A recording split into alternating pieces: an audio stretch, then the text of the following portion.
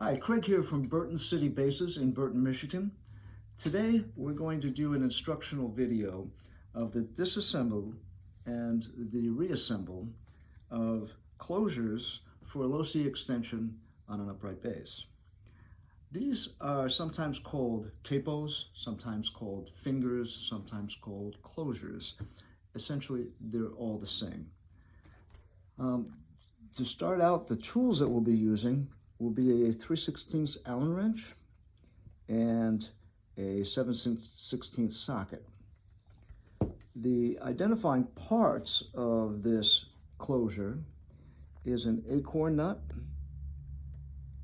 a mounting bracket, a 1/4-20 screw, which is an Allen head, a 7/16 nut, and internally in a counterbore is a spring.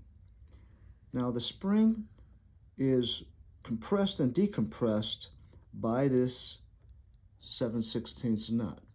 That regulates the resistance of the opening and closing of this closure on the extension. This acorn nut locks in the closure to the bracket. So we're going to start by taking our 7/16 socket and taking off the acorn nut. Then we'll spin off the bracket. Then we'll need to mount our 3/16 Allen wrench into the top of the 1/4-20 screw and take off the 7/16 nut that goes in the counterbore.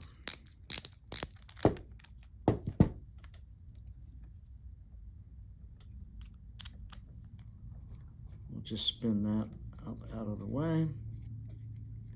And now notice there is a tapered shaft that faces into the counterbore when you reassemble, but we'll go through that. Now we're going to take the spring out. Notice that the spring has a cut end and a finished end. The cut end in reassembly goes back in first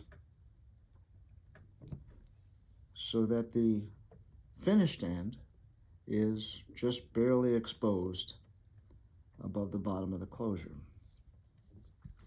And we take the nut with the tapered shaft, and that goes in first, and we spin that back onto the 1/4-20 screw, and the shaft of that nut is going to compress that spring back into the counterbore.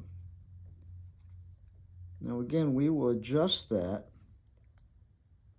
spring tension to regulate the amount of resistance of opening and closing this finger. Then we mount the bracket back on the 1/4-20 screw, and then take the acorn nut and mount that back onto the end of the 1/4-20 screw. And that is the disassembly and assembly of the closures / finger / capo of a low-C extension on a Burton City Bases extension. Again, this is Craig from Burton City Bases in Burton, Michigan.